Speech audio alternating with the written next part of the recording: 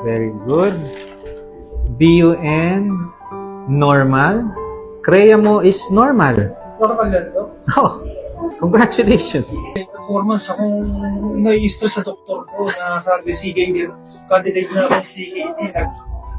Nagpa-psychiatrist pa ako sa sobrang stress ko. Okay, Kasi ayoko lang nakapapanood ko ng dialysis.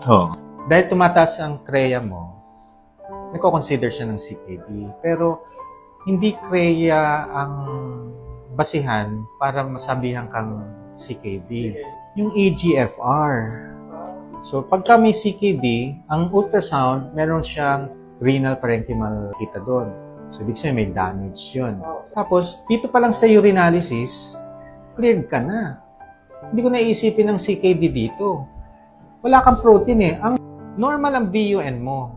Hindi na ako mag-iisip ng problem sa kidney kasi both BUN and CREA is kidney function test. Pagka may damage ang kidney mo, both of them will be elevated. Ngayon, pagka elevated ang BUN mo lang, CREA normal. Dalawa lang iisipin ko. Dehydration or too much protein.